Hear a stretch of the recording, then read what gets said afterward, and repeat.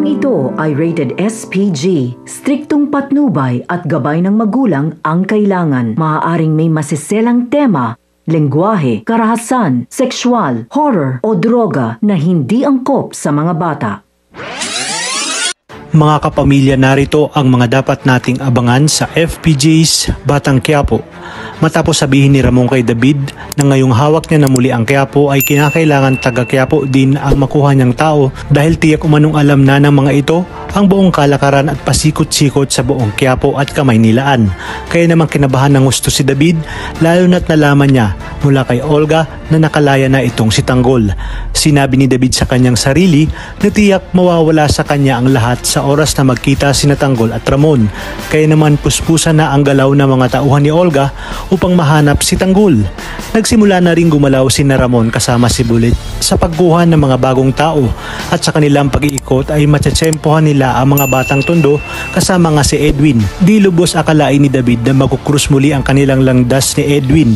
Kaya naman sinabi agad ni Edwin na kung bakit umano parang nakakita ng multo itong si David. Sa pagbanggit pa lang ng pangalang David ay nagtaka na nga itong si Ramon. Kaya naman agad niyang tinanong si Edwin kung bakit tinawag nitong David ang kanyang anak na si Tanggol.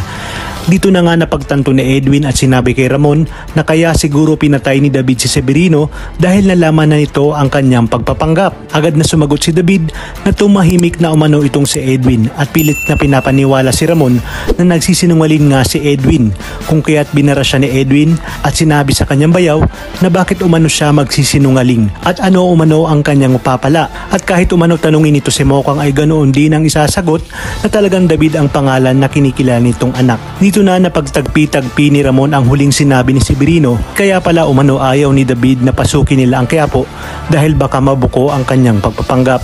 Agad na itinutok ni Ramon ang baril kay David at diretsahang tinanong si David kung lahat ba ng ito ay pinalano nila ni Olga. Ngunit matigas si David at pinanindigan niya na siya talaga si Tanggol sa kabila ng kanyang panginginig sa takot.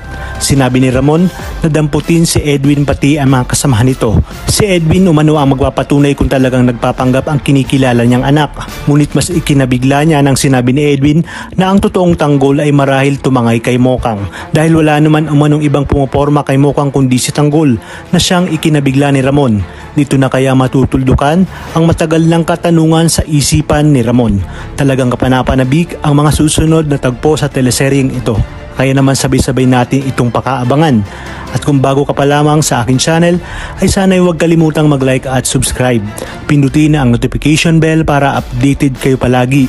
Maraming salamat sa inyong panonood at hanggang sa muli, kapamilya.